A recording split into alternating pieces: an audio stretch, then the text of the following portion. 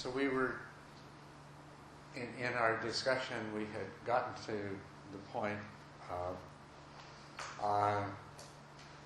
where we were going to look at the doctrine of the five aggregates. The teaching that what a person is, what each individual consists of, can be described in terms of body and mind, and that body together with the four constituents of mind are the five aggregates. And how many of you have never really, are not really familiar with the five aggregates from before? Do you know the five aggregates from before? No, so it's new to you? Okay, it's probably new to you. Are you familiar with, you are, okay. All right, so, well, the first, I know that I went over what the five are last night. I'm going to just identify them again. So the first of them, the body aggregate is, or form, it's actually called rupa, is what it's called, and the other four are called nama. So rupa refers to the material or the physical, or if we're talking about you as a person, we would mean by that the material, physical part, which is your body. The other four, which are mental, the first one, just as the one we discussed, I said it's called rupa, meaning form. Then the first of the mental aggregates is called vedana, and that's usually translated into English as feeling. It's something we've talked about before, but just to be clear, when we're referring to feeling in this discussion, we don't mean sensations and we don't mean emotions, we just mean the quality of pleasantness or unpleasantness or neutral. So this is one of the five constituents of a human being, is feeling of pleasant, unpleasant, or neutral.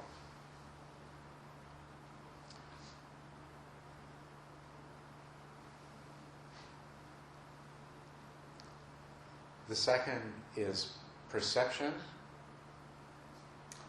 And we have talked somewhat already about what perception is, but when we talk about it as this aggregate of perceptions, I think the idea of what a perception is will come much clearer. But what a perception is it is the way you know and understand things, the way you identify and recognize things. Those are your perceptions. The actual experience you have of something is is mostly your perception of it, and it's something that is part of the mind. Then next is mental formations.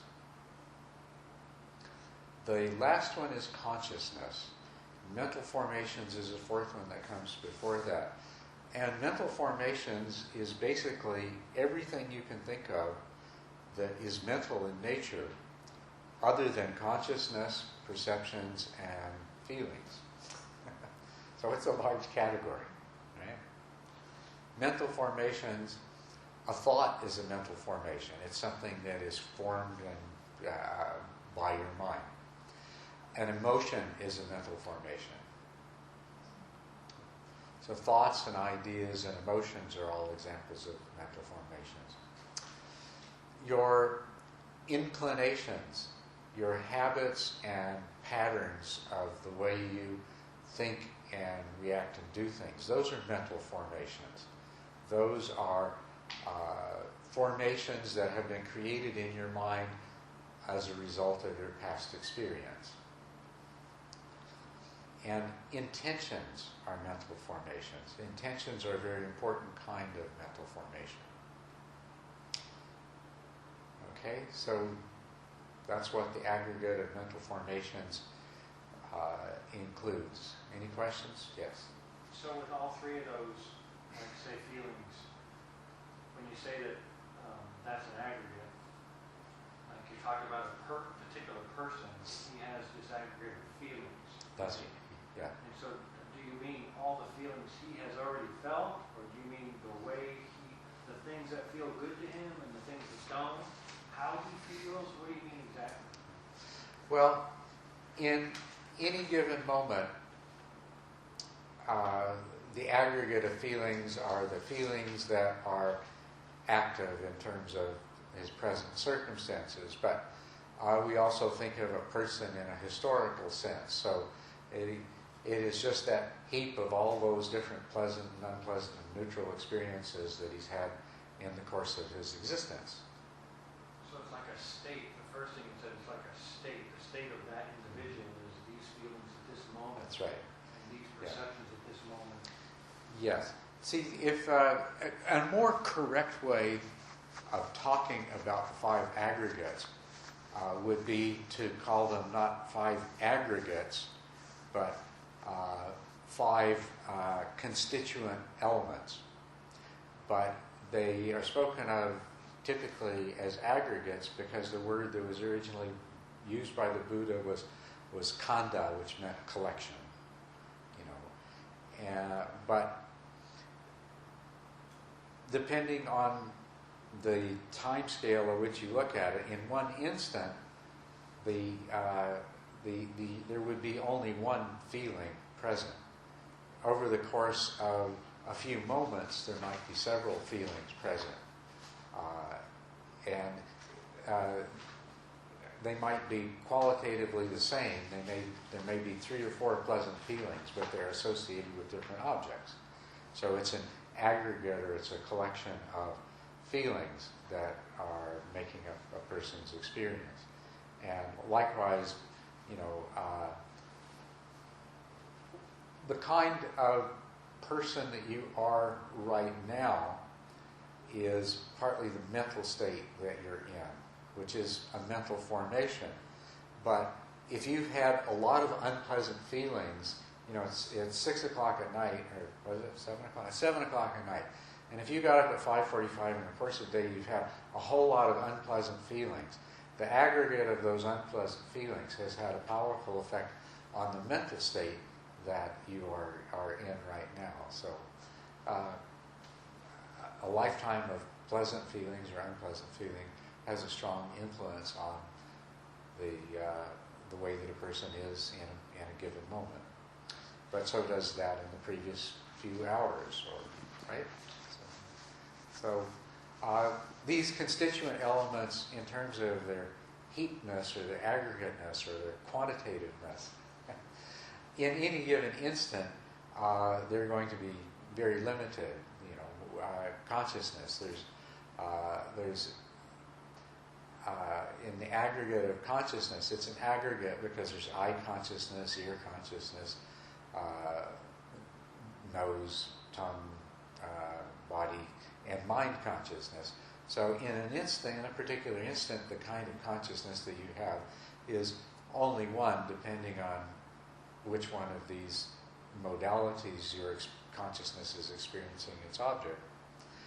But of course, over a few moments, there's many we see and hear, and there's multiple consciousnesses present.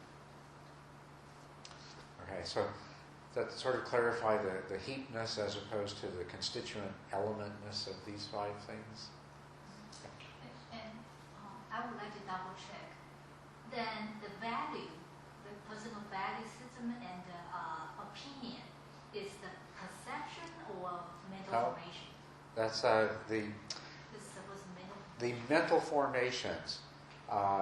If you yes, your mental formation, your opinions and your values are part of the mental formations. Okay. All right. Well, let's look at this then and oh yes. Oh, sorry. I Yes. just have one question here. Since the body is a concept of the mind, that means does that mean rupa is part of perception? Well, that's That's one of the things that we wanted to talk about. Okay. Okay, and let's go ahead. Let's start. Let's look at these in closer detail right now. Okay, and we'll begin with the form aggregate, with the body, with the rupa kanda, is what it's called. So the body. What do we actually know about the body? How do you know you have a body? Skin, blood, What? bone. What? Skin, blood, bone. Well, how do you know you have skin? Because you feel. Because you feel it, right? Yeah. Yeah, and you see it. So we know we have a body because we feel it, and we see it, you know, and we smell it, and, right? It hurts. Yeah, so sometimes it hurts and things like that. So it's an interesting thing that if we look closely, okay, at the body, we know that we have a body because of sensations only. And so body is actually a perception. And really, when we look closely at the form aggregate, at the aggregate that we call body, what we really find there is nothing but sensations. But we are customarily thinking of that as the body. And if we carry this a step further, what do we know about the external world, the material universe, the physical universe? What do we know about it? We know it only by virtue of sensations. So the entire universe of material objects is in fact a perception. It's a mental construct that has been created in order to make sense of the sensations that we have. But in terms of relative reality and our normal way of thinking of things, we assume that there is something that corresponds to the body based on a lifetime of sensations. Okay. Now, the interesting thing here, and I think this is what was occurring to you, is that when we realize that everything that we call physical or material, the body and the rest of the universe, is really a perception generated by the mind, then it seems like the form aggregate should really be considered part of the mind. And that is true from the point of view of that deeper understanding. As a matter of fact, all of our ideas of the body, like skin and blood and things like that, are mental formations based on our past experience, and our experience of our body is a perception. So it's mental formation and perception. But the same thing is true of trees and rocks. That trees and rocks and everything else like that are mental formations as well.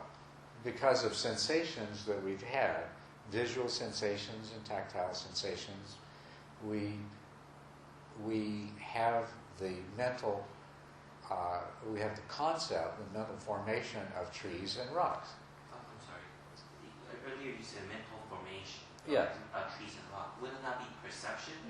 Well, no, it's a mental. The trees and rocks are concepts and ideas, and then when we have a particular sensation, we have a perception of a tree.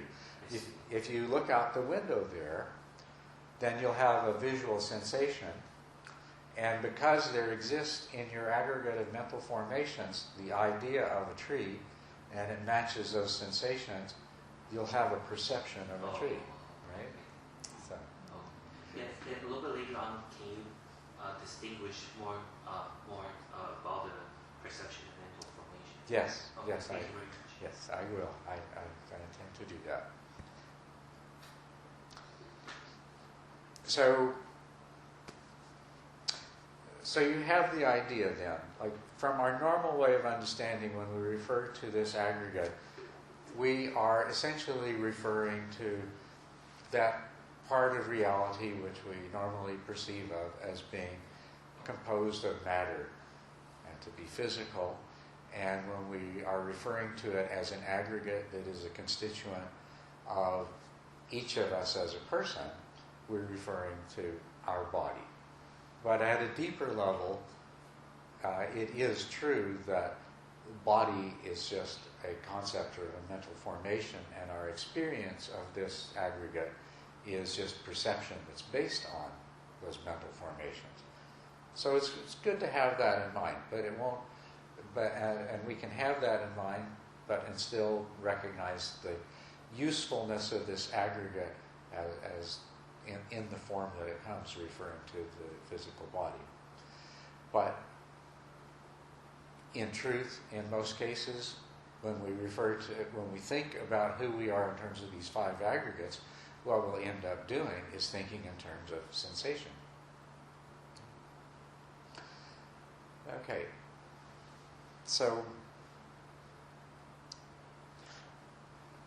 feelings, I think we have talked about enough that everybody, you have a clear understanding of feelings.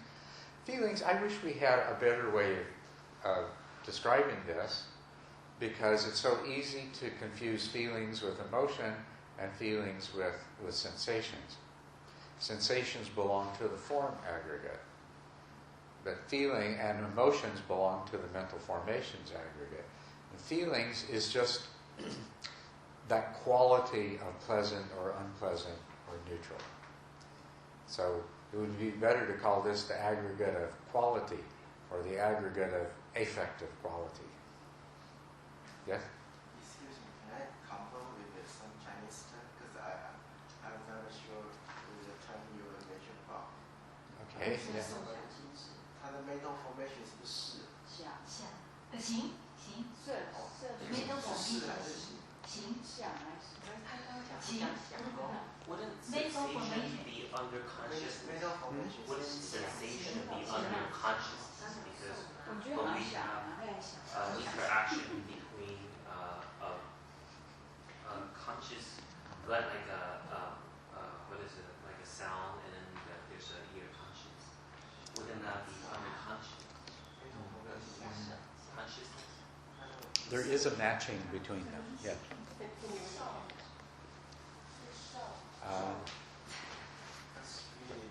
Did you get sorted out what you were doing?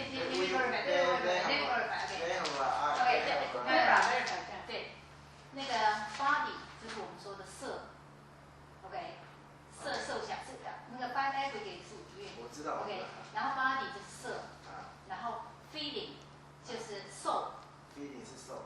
受，然后 percent 对，对，没有啊，色受想行识 ，OK， 对呀。色是色 body，你不能指8点，色是它经过6根加上6层的那个叫色，直接的感觉，直接的那个。色是 body。 OK， 然后好了，现在先。所以它的色是body，色是 body， 我们现在讲，那你要细讲，我们现在就是很简单。我知道嘛，就是以它的 term 嘛。对，色是 body，OK。 OK， 然后色受想 I 行 can 识。 get you some information after the class. 我就很快。Yeah, I just very quick. I don't understand what you're talking about. Yeah, I just very quick. OK， 色就是 body， OK， 色是body。受是 feeling， 第二个是 feeling， 所以是受。The third， 第三个 aggregate 是 perception。 perception 就想。对 perception 不是受吗？ OK，five aggregate body。 那我问老师，第 feeling 一个是什么？不要打断他 ，Deborah is right, just let her talk. Yeah, Deborah 讲的 sequence， 对。 Yeah, Deborah is right. So quiet, please. Continue, please. OK 啊。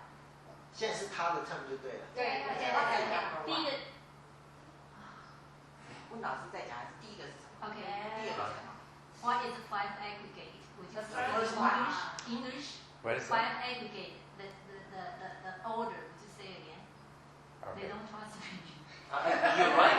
Yeah, you said it already. It's form, Would you feeling, say again? They perception. want to listen to Mental you formation, say consciousness. The Yeah. order, the Yeah. 5 aggregates. There is the form aggregate, which is the body in our ordinary way of thinking, but in a more refined way of thinking, it is sensation.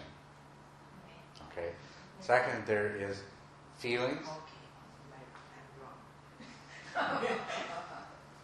Second, there is feelings. Pleasant, unpleasant, and neutral. In other words, feelings as affective quality. A quality of pleasantness, a quality of unpleasantness, or neutral. Third is our perceptions. That's the way we understand things to be. Fourth is mental formations or mental constructs, the constructions of the mind. Okay? And then finally is consciousness. 好，你就按照那个次序色受想行识。所以 conscious 是细的，对。所以 mental formation 是想，是一样的 sequence， mental formation 是细，一样的 sequence。Okay, so we're clear what feelings are, perceptions. Everybody's got a pretty good idea what perceptions are. That's the knowing of something, the recognizing of something, the identification of something. Okay, and then the mental formations. The mental formations are, as I said, all the thoughts and ideas and emotions and beliefs and opinions and craving, desire, aversion, all of those kinds of things. Anger, irritation, love, these are all mental formations. These are things generated by the mind, formed by the mind. And then finally there is consciousness. And there's 6 kinds of consciousness. There's the consciousness associated with the eye, of visual objects, and with the ear, and with the nose, and with the body, and with the tongue. And the 6th kind of consciousness is the consciousness that knows mental objects. And of course, mental formations are mental objects. Perceptions are mental objects. Feelings are mental objects. Thoughts and ideas are also mental objects. Now, so everybody, no more questions about that? Well, at least we have kind of a general idea of these 5 aggregates. Let's see how they work. You see, when we would say this is the body and the mind, we're thinking in the usual way of objects. The body is an object, and the mind is another object. And the mind knows about the world through the body. So you have a world of objects, and in that is the body object, and somehow related to that is the mind object.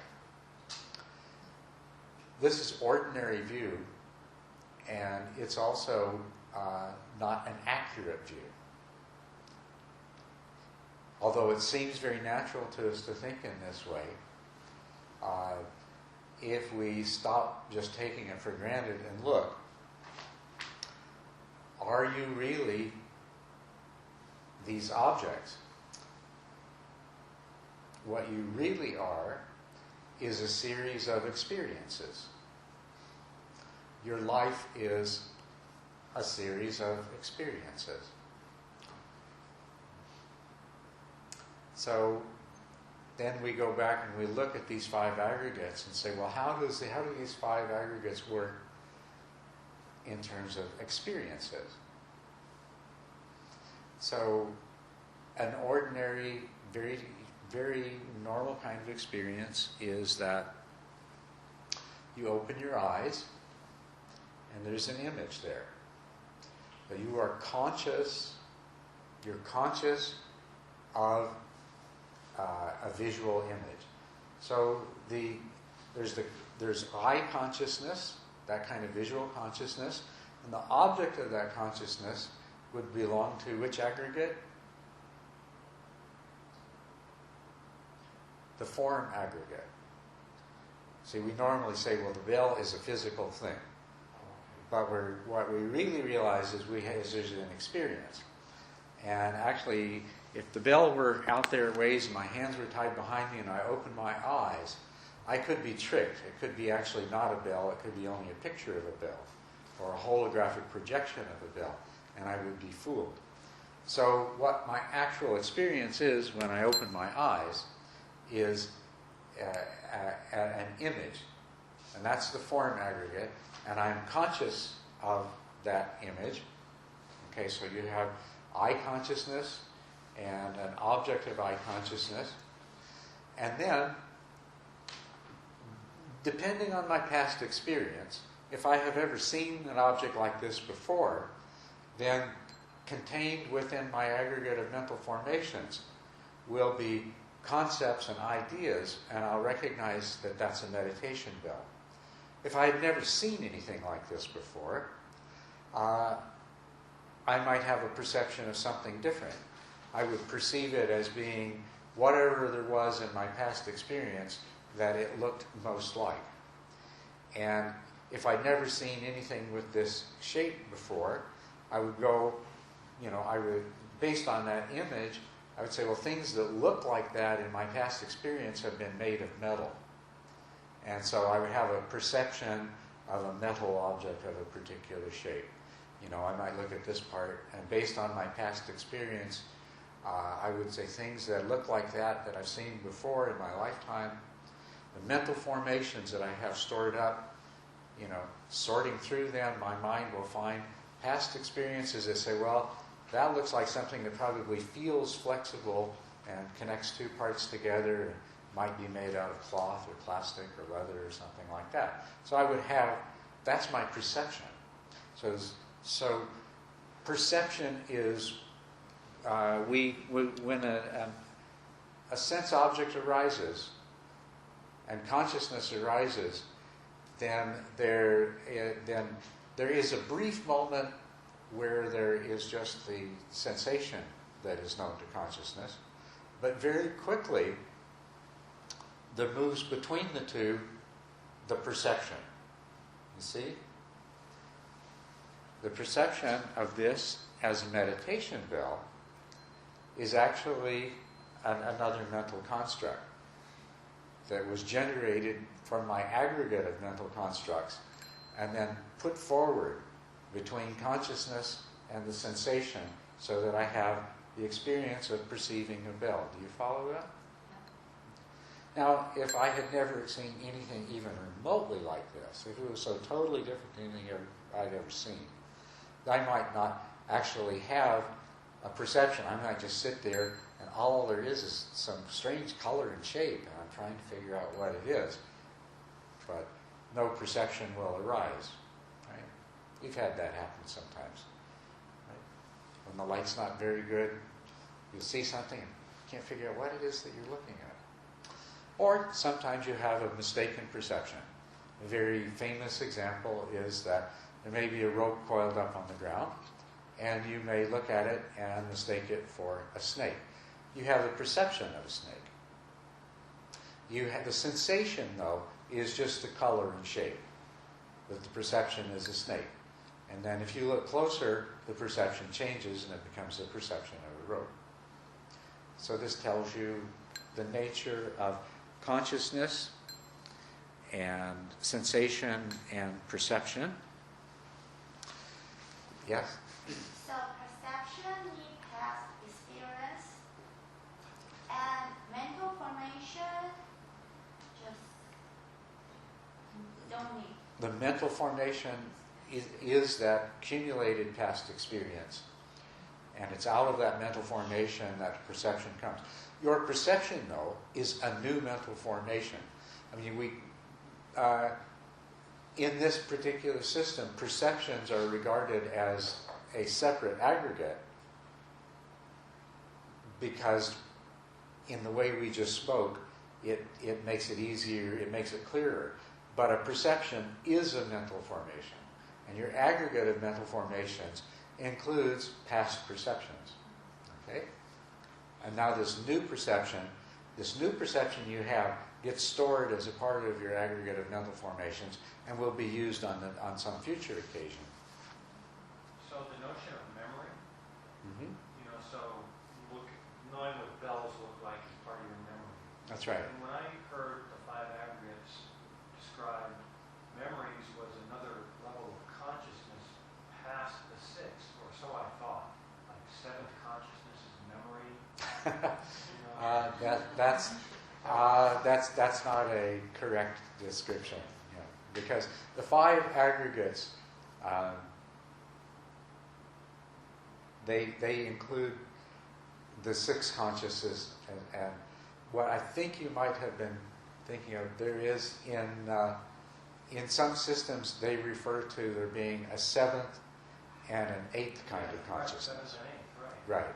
Okay. And I thought one of those was memory, and then the other one was something really mysterious.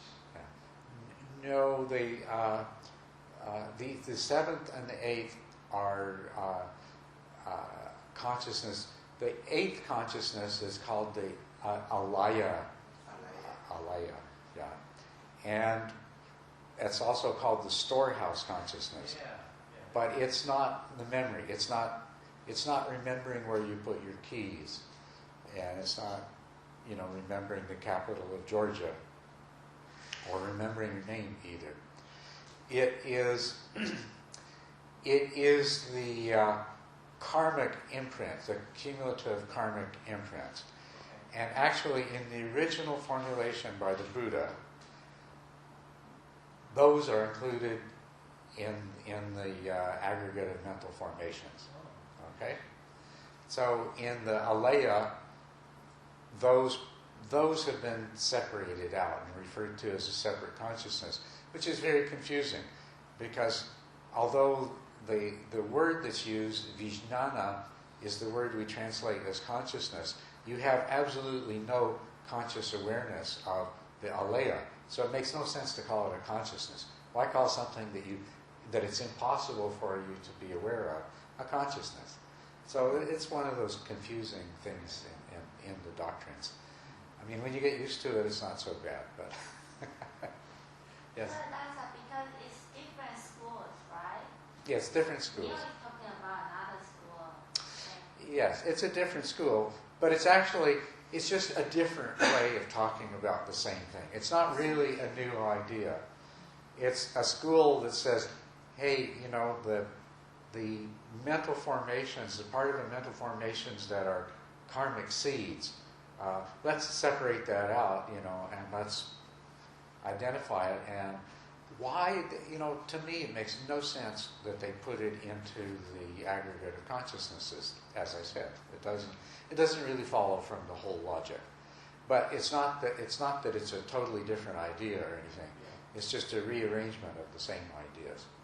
I think that, but memory and also the contents of the alaya, which is not memory, are all included in mental formations in the original formulation that the Buddha himself taught. So Okay. the eye consciousness is what the eye is perceiving at a moment, or it could be considered the aggregate of all the... Well, eye consciousness is not what the eye is perceiving, it is that the eye is seeing. It's eye consciousness is visual consciousness. Okay. So, Awareness of... and what the visual consciousness is of, whatever particular thing that the visual consciousness is of, that is sensation, that's form. So you have eye consciousness of a particular form, ear consciousness of a particular form, auditory form. Okay. So when we look at the aggregate of form from the point of view of experience, it is sounds, visual forms, tactile sensations, tastes, and smells. And just to make it a little bit confusing, because we started out saying that form was the physical, but they also say that there are 6 kinds of sense objects that make up form, and they include thoughts and memories and emotions, things like that. But I think it's simplest. Form, just think of form in terms of the 5 types of bodily sense objects, okay? And so there are corresponding 5 kinds of consciousness corresponding to those. The fact that we can be conscious of a thought or conscious of a memory, now that is a 6th kind of consciousness, but the object of that consciousness is a mental formation. Okay? That's a mental object. But also remember that when we open our eyes, we only have a brief moment of consciousness of form, because quickly that is replaced by consciousness of a mental object, which is the perception of a bell. So first you see that's a form, conscious of a form, and then because you pair it up with a prior mental formation, That's right. you know it as a bell. That's right. And this is what we do. And, you know, the interesting thing is that the normal person only touches into consciousness of actual sensations briefly and intermittently, and spends most of their time attending to mental objects, their perceptions and their ideas about the perceptions. And this, of course, is taken advantage of by magicians and camouflage, and people, you know, there's a thing that some people learn to do called being invisible, learning to disappear into the background. You're taking advantage of the fact that people only briefly see what's actually there and mostly see what they expect to see. And likewise, we hear what we expect to hear. You can even... Have any of you ever seen...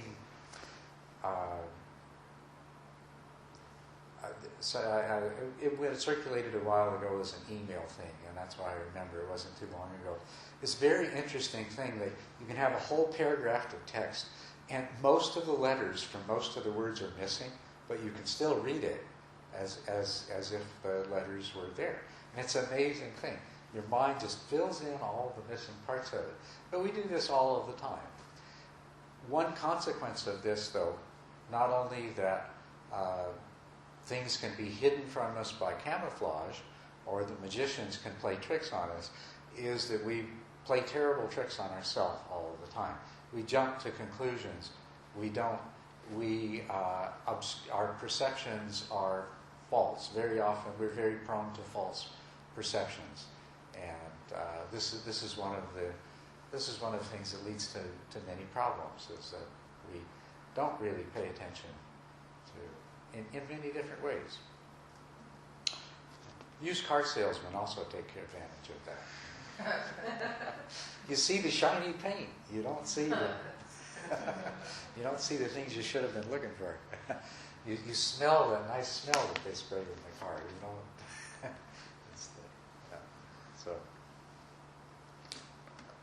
So, a person is these 5 aggregates, and if you think of it as a person, your existence as a person is a series of experiences consisting of sensation, consciousness, and perception.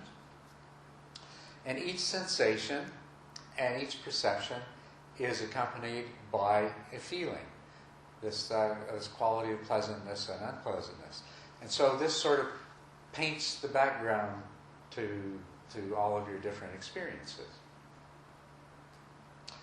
Now, this other aggregate, the 4th one, the mental formations, as you could already see,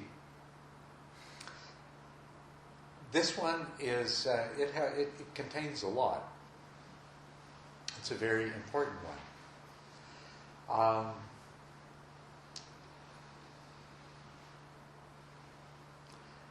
It has, the mental formations are your accumulated previous experience and your accumulated previous opinions and values and judgments and your memories. And of course, those memories of previous experiences are associated with the feelings that you had. So when you experience something, it could have pleasant associations or unpleasant associations. And that is all a part of this aggregate of mental formations. Each new experience you have. Your perception is determined by these mental formations.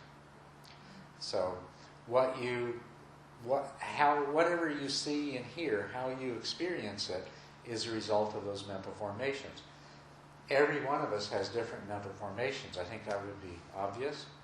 So even though both of us at the same time may have the same eye consciousness registering the same image, we could have very different perceptions because we've got very different mental formations. And we might have very different feelings associated with that perception. Indeed, when you were born, or perhaps even before you were born, the only thing that the mental formations consisted of was some innate predispositions.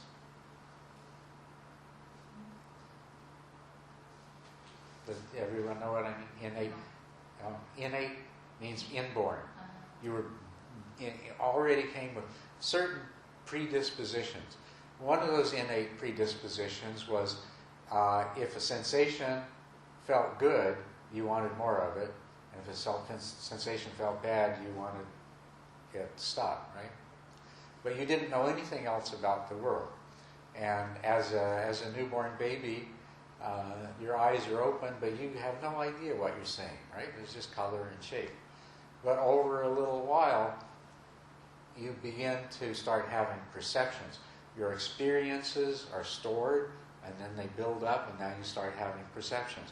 It doesn't take a newborn baby very long before they recognize their mother's face, right? And maybe if they might associate their mother's face with the pleasure of being fed and taken care of. There might be some other face that they associate with something unpleasant, and so a baby will see that other face and they cry. But they're beginning to construct a world. And as they grow and as they accumulate more experience, they begin to move around and touch and feel things and taste things and everything else. They begin constructing in their mind a world to explain the sensations that they have. And this is the mental formations. The mental formations, this is where this happens. So, as I said, we do have certain innate predispositions. You could say they are mental formations that we are born with. And definitely, we're born with, a mental formation that we're born with is craving. So that when there's pleasure, we want more, and when there's pain, we want less. So that is already there. But then we start building them up after that. Yeah? I experienced that with these little pygmies that I help my dog deliver. I deliver every puppy with my dog. And after they were born, when they took their first breath, they I sort of moved them up, because they were coming one by one. They kept trying to go back to the inside. How do they knew, even though they don't see, they kept trying to go back, and I had to move them away so the other one can come out. Yeah. But it was funny how they kept trying to go back and they knew where to go. So they knew this wasn't going to be as good as what they had before. it was already wanting pleasure, being happier inside than outside. That was interesting. Yeah. Well, as we grow up, we develop all kinds of mental formations that have to do with our behavior. They become habitual ways of responding. And of course, it's based on how successful these things are. Initially, in a small child, being happy. So, they might have a parent that every time they throw a tantrum, they give them what they want. So then, they're going to develop a very strong habit of, if they want something, they make a big fuss, and then they expect the world to give them whatever they want, right? And that same kind of pattern, if you look at what a person is, you'll see that there are habitual tendencies in the way they respond to any particular kind of situation. This is the other part of it. We have an experience, there's a perception, but as a result of that perception, we will react. And if the perception is of something we want, then our reaction is going to be the kind of behavior that we engage in to get what we want. So intentions come from mental formations as well. And intentions they're built up, they're accumulated, they become our personality. Our personality is formed throughout our life by our experiences and by the actions that we take and by the results that we get from those actions.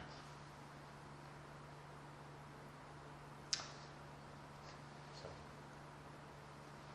pretty major, isn't it? If you are a generous person, it's because generosity is a mental formation that has been developed in you. Now, you may have been born with a predisposition to be generous, and then your experience may have made that become stronger and stronger and stronger. But your experience could have caused that to become weaker. Somebody else may be born with an innate predisposition not to be generous, and likewise their experience can either make that tendency stronger or it can be reversed and they could become generous in spite of it. So you as an individual are these 5 aggregates. You go through the world having experiences, and the kind of experience you have is determined by your accumulated past mental formations. And then out of that will arise an intention leading to an action, also from your past experiences. This new experience is added to the mental formations and is part of what determines your future perceptions. Likewise, the intentions that you gave rise to and the results that they produce are stored away, and they are part of the mental formations that determine how you're going to react in the future. See how that works? Yeah.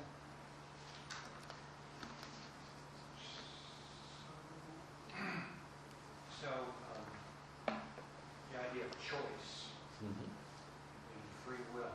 Yeah.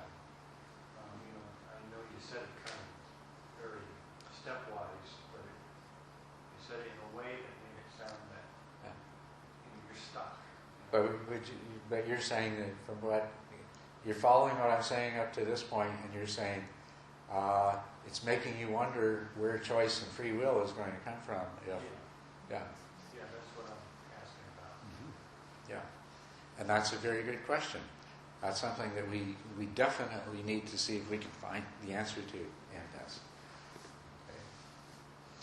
Okay. Let's make sure we've got the basic working hypothesis. Everybody understands it. That you are a series of experiences, and every one of these experiences has these 5 constituent elements to it. And so when you refer to yourself as a person, or when someone else refers to you as a person, they're referring to that aggregate of constituent elements in this unfolding series of experiences. That clear? You follow that all right? Yeah. Okay. So if we can see that that's what we are. But most interestingly is that, and we can go into this more deeply, but when a new sensation arises, the perception that you have is not dependent upon the way the external world is so much as it's dependent upon your accumulated mental formations, right?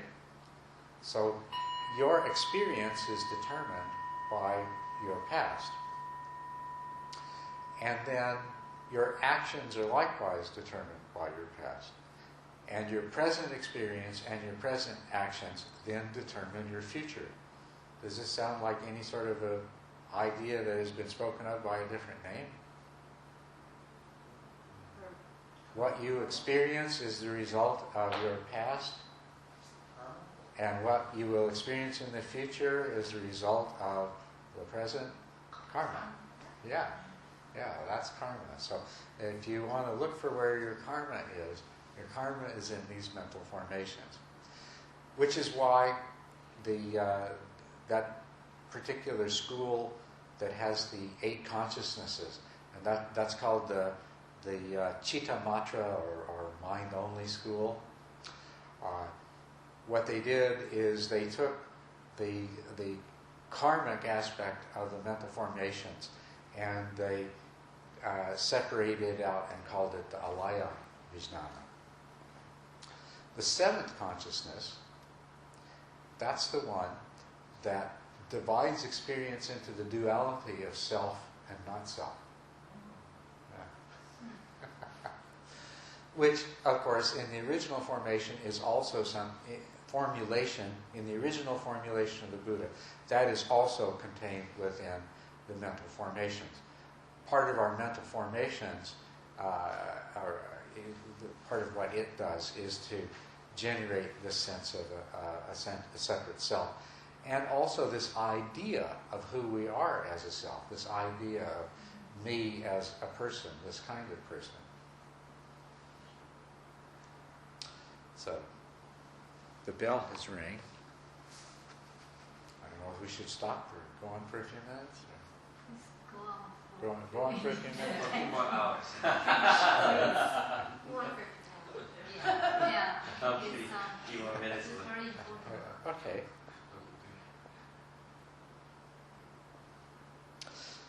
All right. So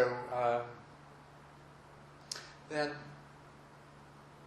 let's look at the karmic aspect of this. Now, if we look at this and you say, well, okay, when something happens then, and I'm the kind of person that I tend to become angry. And I realize that now that's because of my accumulated past experience, all those other times that I got angry. It became a habitual reaction.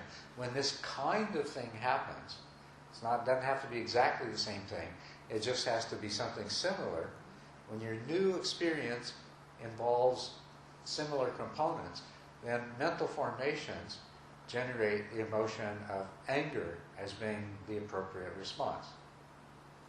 And so you have the experience of anger arising. And that is determined by the past. Now, you may have the urge, because you're angry, to say something or do something. But that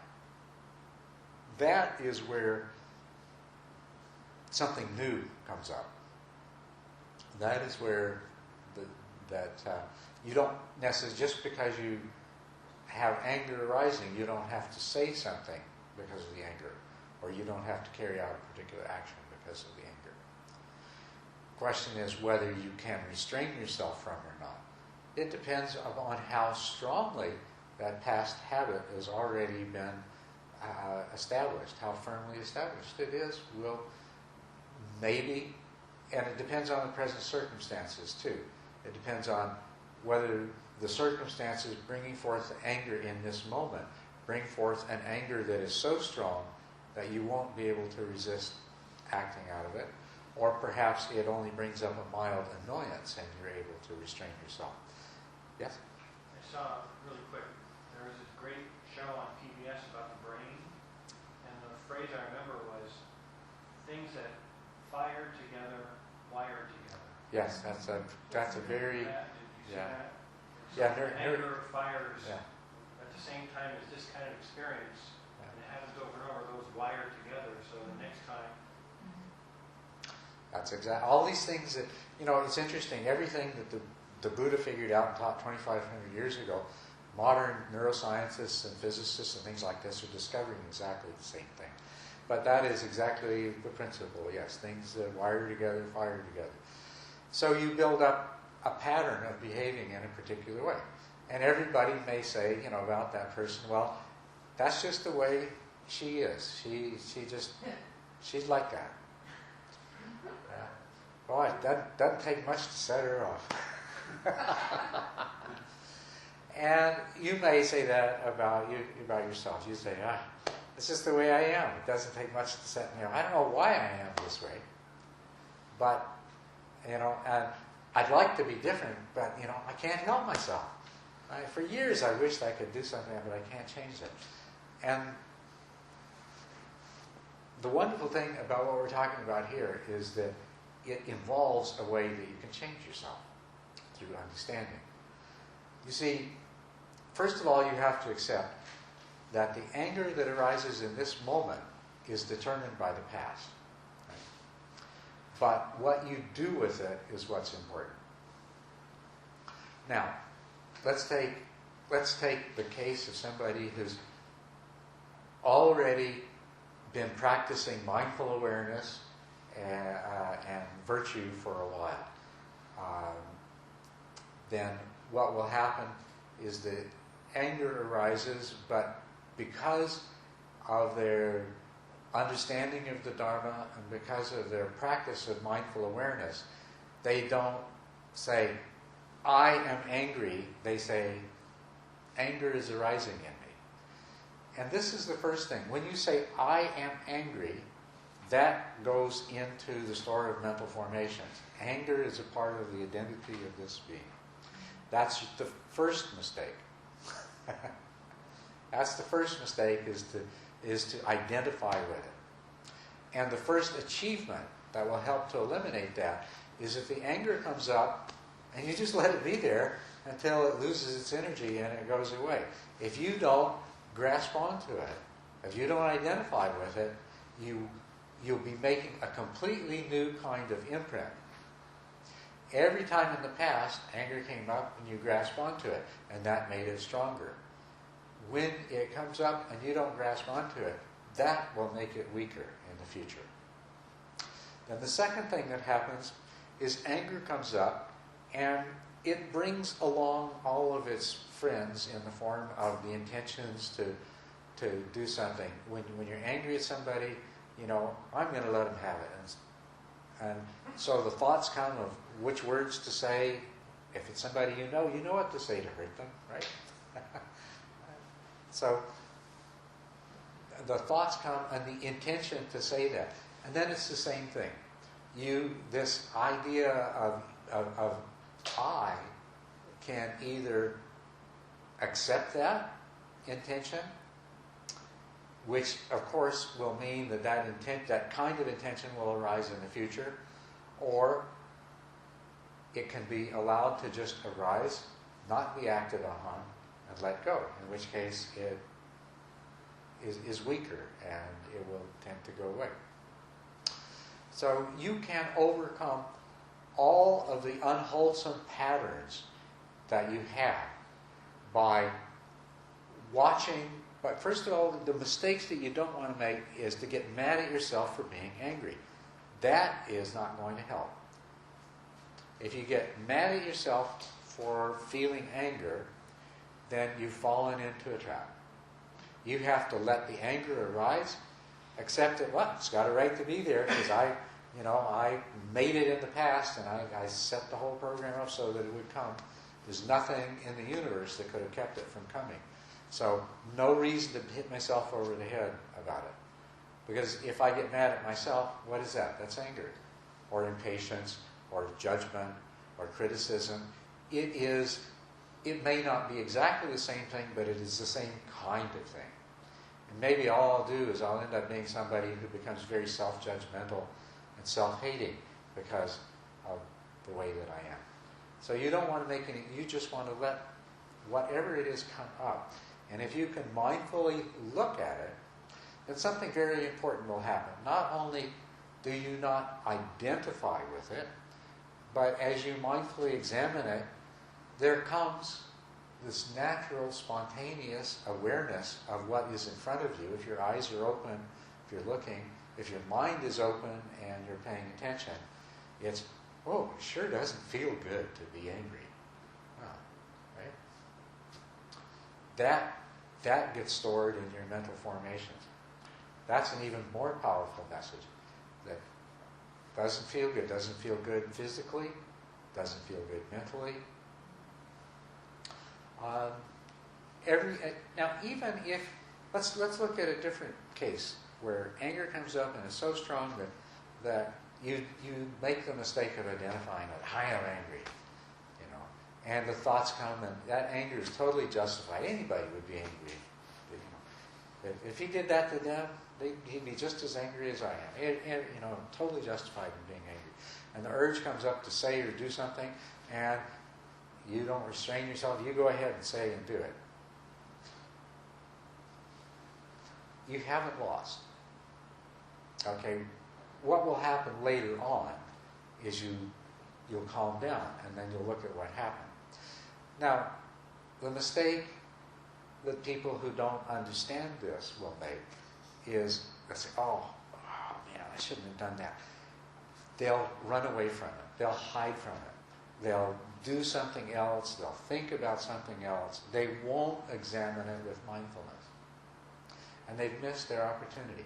Because even if you identified with it and fed it in that way, nurtured it that way, and even if you acted on the impulses and the intentions it gave rise to, you can still be victorious if you examine it mindfully and reflect and say, you see, you shine the light of consciousness on it. You say, that anger, I felt really bad. Look at what I did, what I said. That was not good. Look at the harm that it caused. So you just see it. Once again, not judging, not beating yourself up, not saying, I should never have done that, I'm so bad. But instead, because those judgments, those perceptions, they're not helping. They feed into the same mistaken way of thinking.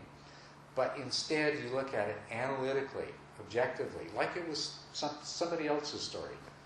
If it was somebody else, you'd say, look at what he did, Wow, the results are bad.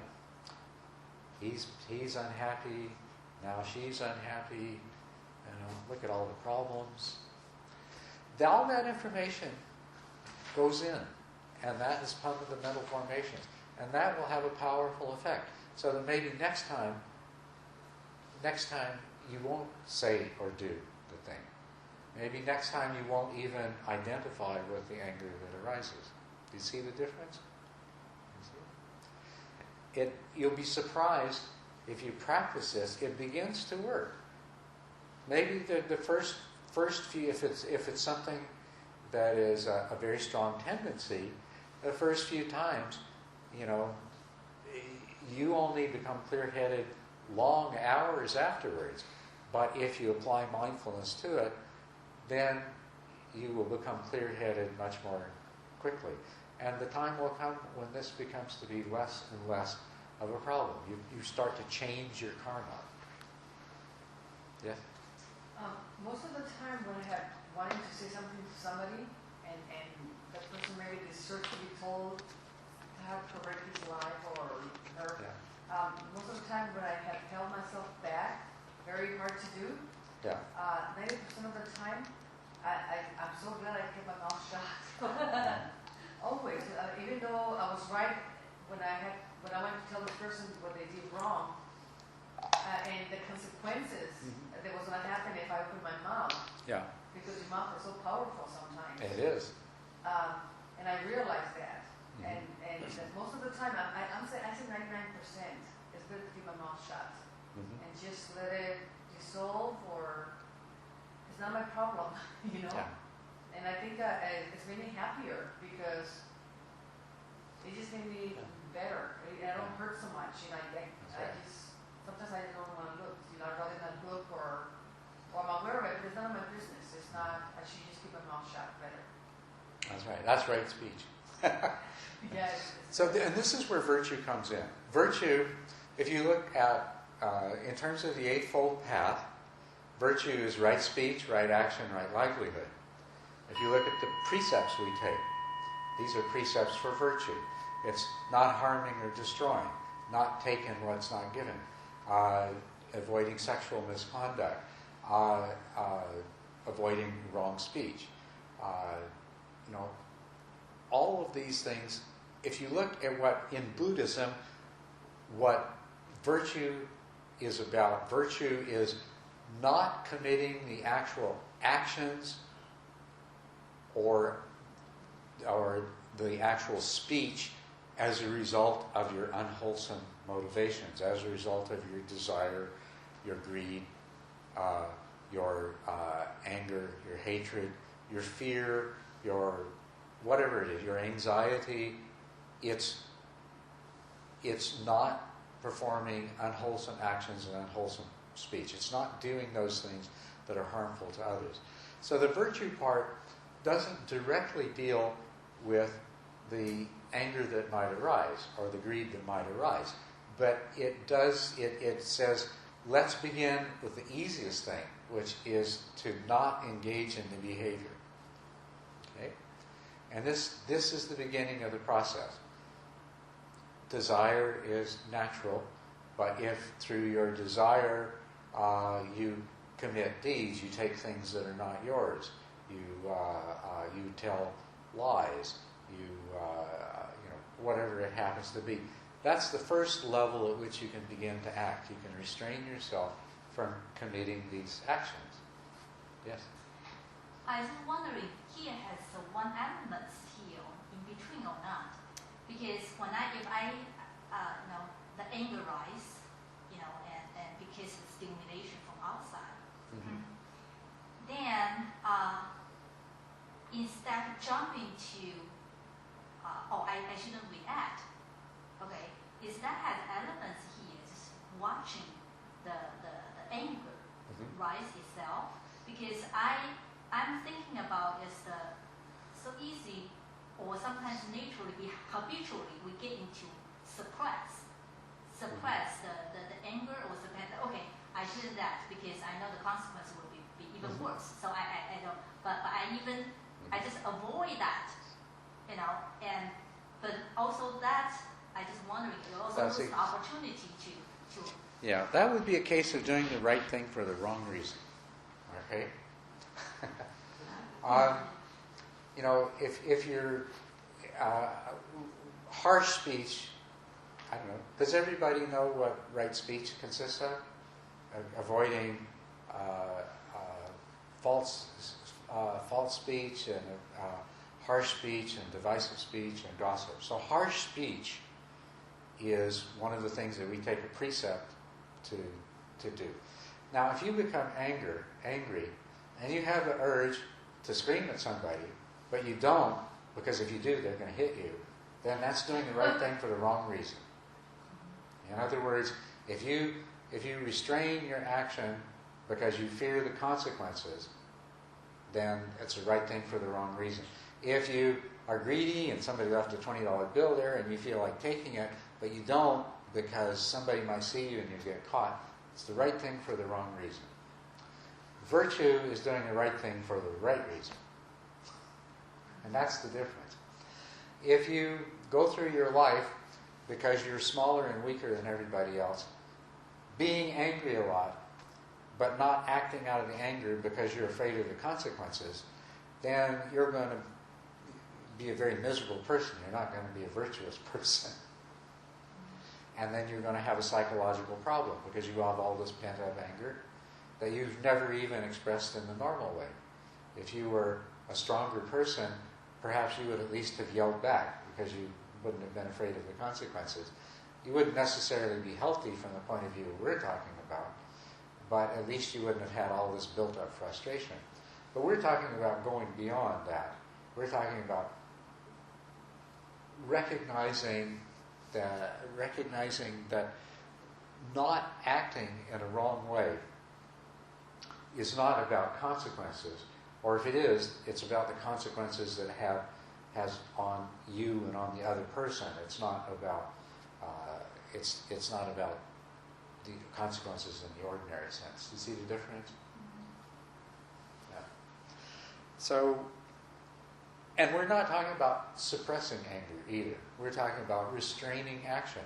If you keep the precepts and you find that your anger makes you engage in harsh speech and that harsh speech hurts somebody else, then you can restrain yourself from acting on your anger. And it is the first step towards dealing with the anger, because it's progress if you have that awareness that stops you from speaking. That's already a degree of mindful awareness that you lacked before. And it is the foothold in the door that is going to lead to the mindful awareness where in the future, not only will you not act out of your anger, but you'll not identify with it. You'll say, anger is arising in me, not I am angry. And this is a big step forward then.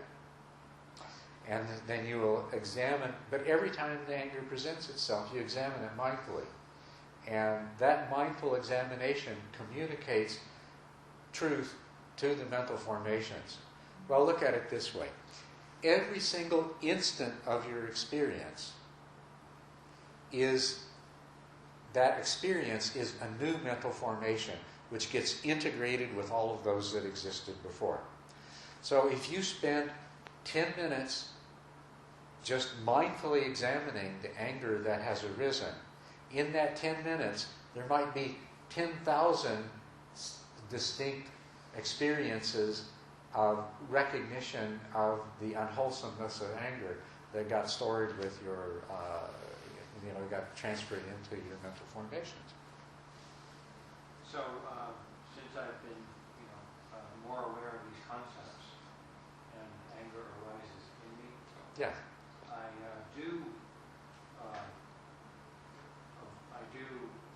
do not speak, but not for that long. Yeah.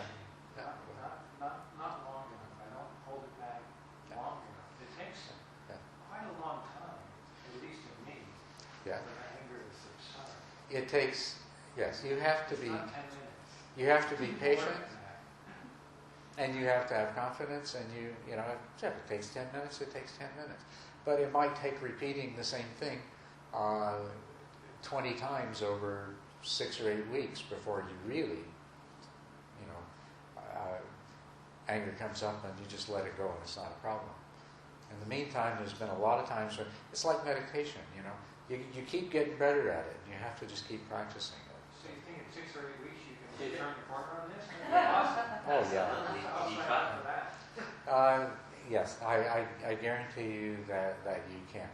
It's what's amazing about this, and absolutely, it is amazing, and I can't even tell you for sure why it would be so, although I have some ideas. But how can you reverse a lifetime of habit in a matter of a few weeks? But you can. You can. That's the power of mindful awareness. It depends. How successful you are depends on how good your mindful awareness is. And how good your mindful awareness is something that you can influence by practicing mindful awareness and meditation and then carrying that over into your daily life. But if you have powerful mindful awareness, you can undo a lifetime of bad habits in a very short period of time. That's quite incredible. Good. In my career, it's very hard to work with young girls because I've been in business for a long time doing hair, and now I'm working with new kids that come in from beauty school, and they really don't teach them any ethics in beauty school. It just doesn't happen in the schools. And what has helped me, these kids, they used to piss me off because they're very selfish in their behavior. And by developing more compassion towards them, when I became aware of having compassion, and sad, it makes me sad that nobody has helped them get them educated. And just the compassion has changed the whole picture of how I saw these girls. So now I see them more like kids instead of being equal. Yeah. I have more compassion for them. I feel sorry because they don't have, and I didn't either. like Neil says, I just have a hunger for learning. I have educated all myself always, and these kids that really, nobody has really educated them either. And by me having compassion towards them, it made me understand, and I see them totally different now. Yes. That's very wonderful. Thanks for that story, because that brings me to one more thing that I'll squeeze in. I'm cutting into your meditation time. I'm sorry. Just one more. Meditate as long as we want, actually. Don't worry. Just one more thing.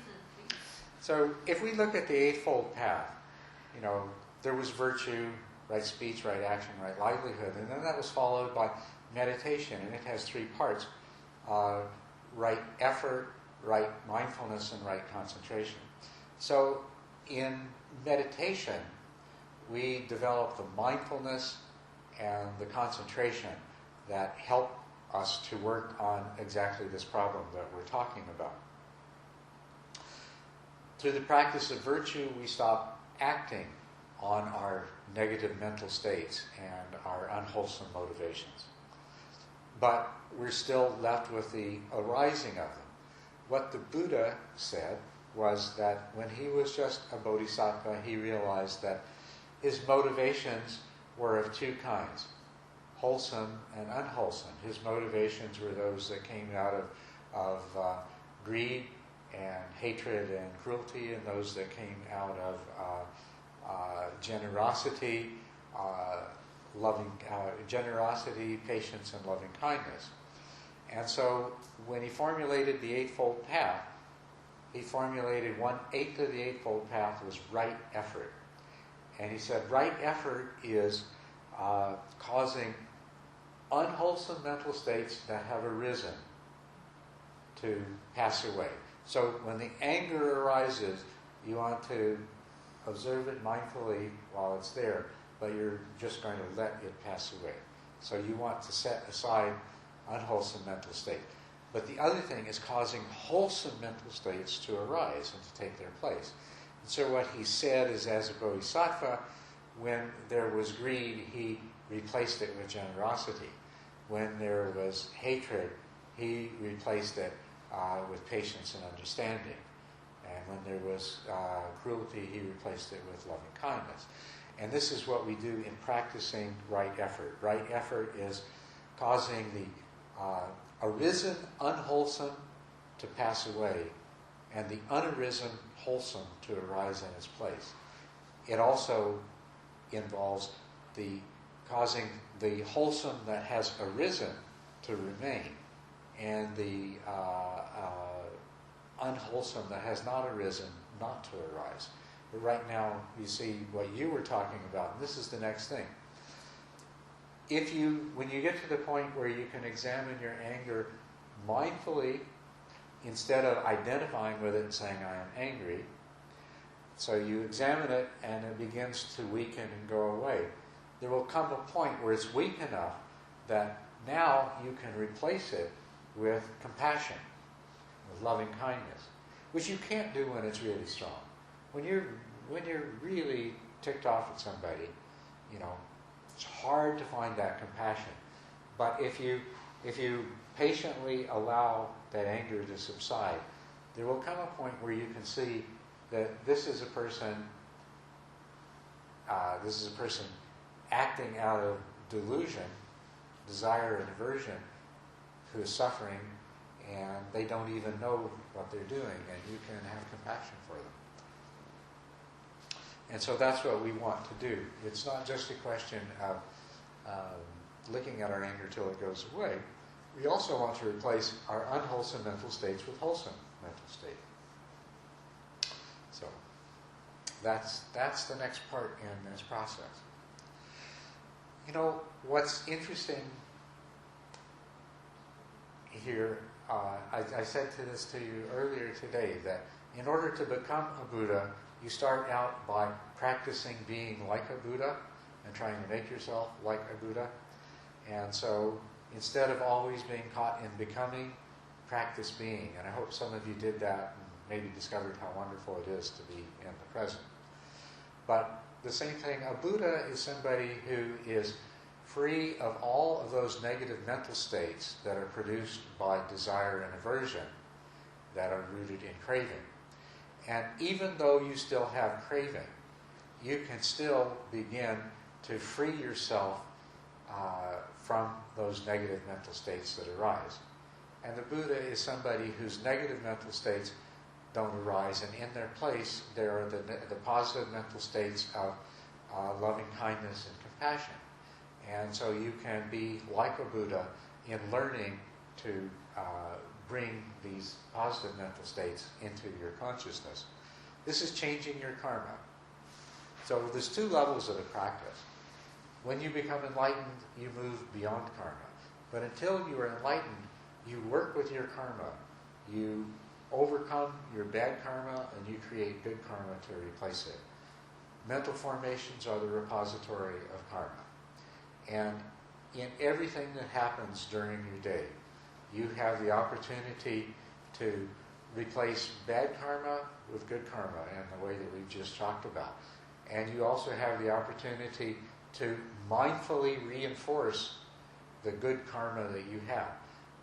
When you are generous, when you are loving, when you are caring, this is also your good karma from the past. And by being mindful of that, you are creating more good karma for the future. So you want to do both. Yeah. Certainly, what you're talking, that I really want to that, but I just raised one kind of a question, maybe not related to this, but kind of that. It's followed by Neil asking the choice and free will, because I'm also trying to understand from the, especially for the category of mental formation, and recognize the self, okay, does not exist. However, through the teaching that, I getting raised more and more something like I need to do this and doing that. So the I become more strong, self, that concept become more strong during this practice. So that's why I just want to. Well, I think we're getting right for tomorrow to start talking about the I, and perhaps at the same time we'll get into the free will part of it. So we're getting there. Hopefully the foundation that we are creating is strong, the foundation of understanding. Yes? I need to clarify one thing. Because you're talking about the feeling. Yeah. Feeling only has a pleasure, pleasure, and nature, right? Yeah. Okay. I wanna identify if this feeling the same as the Buddha talking about this feeling the same as the other sutra called 四念住，我不知道英文怎么讲。If somebody know? Before 这个 Is that Satipatthana, the 4 applications of mindfulness? Yeah, that's foundation. Yeah. Yeah. Yep. Okay. The four earnest contemplation.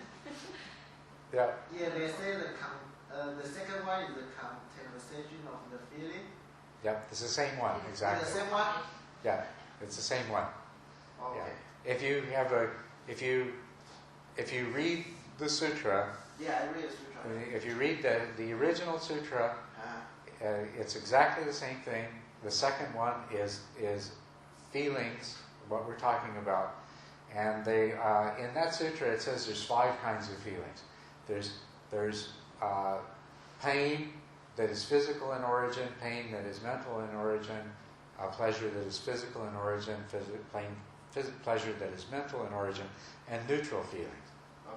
Okay? So that's the same idea. When you read articles about that sutra, many of them you read will be written by people who don't know what feeling is, and they may think it's sensation or they may think it's emotion. So you have to be careful. But if you read the original sutra, it's exactly what we're talking about. Yeah, the same thing. The four foundation of mindfulness. In English, most of the time it's translated as 4 foundations of mindfulness, because it's hard for people to figure out how to translate patana, but applications, in my opinion, applications is the best translation, because 4 foundations of mindfulness, what does this mean? You know, what does this mean? What it is 4 applications. You apply your mindfulness to the body, to feelings, to mental states, and to mental objects. Applications is the best translation, I think. So that's how I translate it. Oh, Yes. sorry. You don't have to answer this. You can decide whether if you want to answer this or not. Today, of course. You said on different occasions that a stream enter would do regretful things and immediately would apologize and have regrets about it. And it sounds like any virtuous person will behave like that. So Yes. what distinguish stream enter's behavior to that of an ordinary virtuous person? The only difference Can is... you repeat that question? I'll repeat. I think... They're all good, but... Okay. We're trying to record these, and maybe someday somebody will transcribe them. That's why we need to repeat the questions. Okay. So I had said that a stream enterer might commit actions that are not virtuous, but will very quickly realize that they've done this, and they will make some kind of amends for it. And so you said, well, it seems like any virtuous person would, and so what's the difference? And yes, any virtuous person would. There's not a difference. The only difference is that a stream enterer, because of the level of mindfulness and wisdom that they've already attained, is perhaps somewhat less likely to make the unvirtuous action in the first place, somewhat more likely to notice it more quickly, and perhaps somewhat more likely to find it easier to make amends with less hesitation. But perhaps by looking at them in the world, you couldn't tell the difference. So it's not a distinguishing factor. It's not a distinguishing factor, but it's an identifiable characteristic. Yes. Yeah. Okay, thank you. Yeah. And as a matter of fact, that is the way it's described in the sutras. It's described as a characteristic. And so other people could have the same characteristic, other Yes. virtuous people. Thank you very much. You're welcome. Other questions? Okay, so then we will continue this tomorrow, getting more into the self part of it and the free will part of it. And in the meantime, I hope everybody is totally with me up to this point and understands everything we've talked about. Good. Thank you. That's wonderful. Let's have just a very brief stretch. Try to be back in like less than 5 minutes if you can, okay? Because we don't have very much time.